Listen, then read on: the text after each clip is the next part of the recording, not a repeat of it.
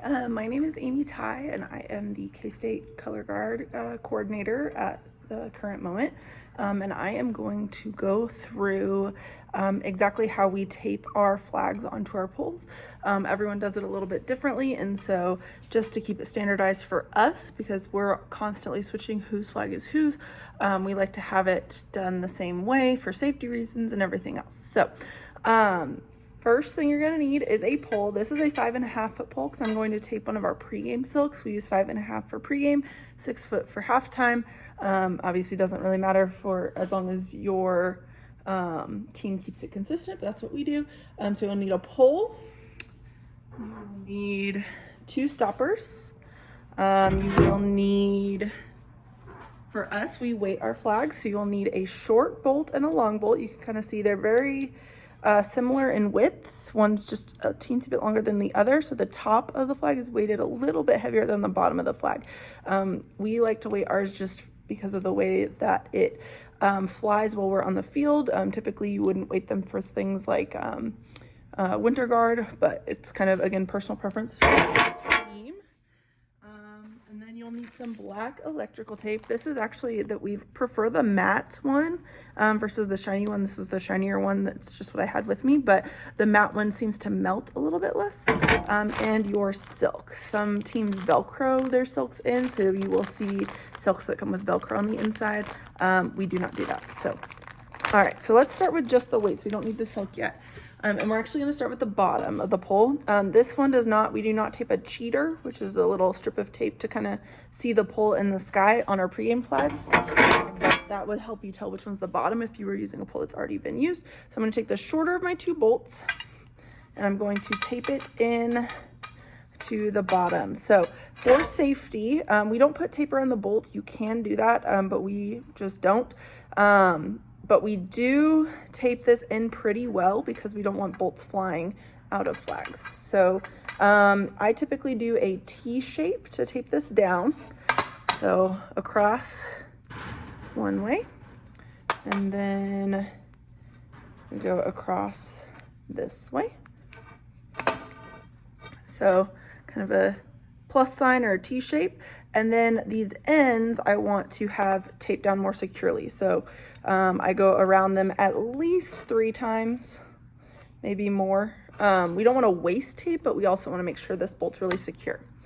Now the bottom of the pole, we don't really untape very often, so we want to tape this very nice and neat so it doesn't need to be redone very often. Next we have our bolts, or sorry, our rubber stoppers. We cover these completely in electrical tape. That helps with the flag not sticking to them as much. Not that it really wouldn't stick to the bottom, but we like to keep it consistent. So it doesn't actually matter what color your stopper is because it's going to be covered in electrical tape. You can see I have a white one and a black one, not going to matter at the end. We do have some white silks that we use white electrical tape for, but most of the time we use black electrical tape. So we want to cover the top. There's a couple ways to do this. I have a couple team members that like to kind of make like an eyeball shape and then cover the middle. Another more common way to do it is to go kind of like pizza style, I guess. So making that plus sign, but then filling in the empty pieces. So I'm kind of lining up so that there's no stopper showing on the top. Okay, I usually take one more to get that completely covered. If you want to make it nicer and neater, you can cut the tape rather than pulling it like I am doing, but both will get you a pretty good result. So as you can see, the top of the rubber stopper is now completely covered in electrical tape. The sides are not. So the top and the bottom stopper will be taped the same way. The only difference here is that since we're not putting a silk underneath this one, we can keep going. So I'm going to start going around the stopper on the sides, covering up those edges that I just made as well. Now, if this was a top stopper, I would stop at this point because that way it'll make it easier to remove without having to untape the entire stopper every time. Since this is the bottom, I'm just going to go ahead and put it on. and then keep going around until I'm onto the pole and covering those little pieces that I used to secure the bolt. That is plenty of tape. You do not need to keep going. I see some people use a lot of tape on this part, but that is plenty. And that will keep your bottom stopper in pretty securely.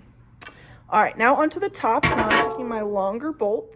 I'm gonna tape it in exactly the same way.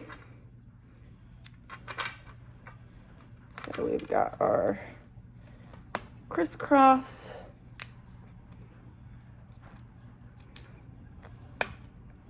And then we are going to go around those little pieces that are sticking out, again, at least 3 times.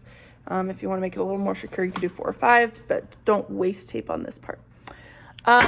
Then I would, exactly the same way I taped my other stopper. This one's already taped, so I'm not going to waste tape and re-tape it. But I would tape crisscross and around, and notice how it stopped. This is so that this is completely covered in tape. You'll see in a little bit when I secure it that I can just secure it with another piece of tape afterwards, but it's already covered. I don't have to redo that part every time I change silks. So next thing I'm gonna do is grab my silk. This is one of our pre-game flags. So again, it's made specifically for a 5.5 foot pole. Hopefully not everybody actually knows this. We didn't necessarily understand this when I was in high school, but the silks are specifically made for a 5.5 or a 6 foot pole typically. So if you purchase the wrong silk and it's too long, it is going to make your flag fly kind of weird. They do have these pull tabs, these ones that we just got in. We just tuck those in. You might also see that there is a place that you could use Velcro. We don't use it anymore, but it is a possibility. So we're going to tuck in those pull tabs and put our silk on.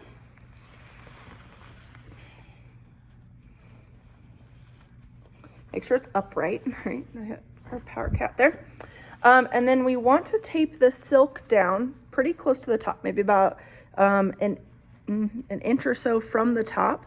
We don't want it to be underneath the stopper necessarily, but we do want the tape holding it on to be underneath the stopper. So we'll just do, again, we don't want to overkill it, but we want to make sure it's secure and it's not going to come down during a windy football game. So a few times around here, go down onto the silk and up.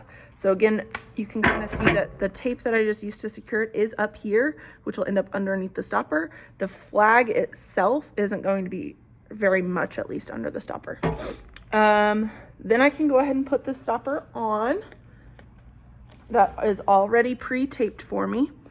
And then I'm going to secure the stopper with just a little bit more tape. That'll make it really easy to switch out flags, because we do switch out even our pregame flags. We have a couple different options, but we only have so many poles. So now the top is pretty secure. You'll want to tug on it a little bit, make sure it's not going anywhere, and it is not. Then you want to make sure that it's not twisted at all, and then we just tape this, making sure it's a good length, tight but not too tight from the top. And then I am just wrapping tape around, also going onto the pole. Oop, too far. We call this the tab of the flag. And up onto the silk just a little bit. This is a part where I've seen people get very excessive with their taping, and it is understandable. You don't want this coming out either. That is very annoying, so you can give it a little tug. But you also don't want to waste tape. So you kind of have to play that line there. So there we go. It is all set, and we can use it. And it's going to work perfectly for us. So there is your flag taping tutorial. Thanks.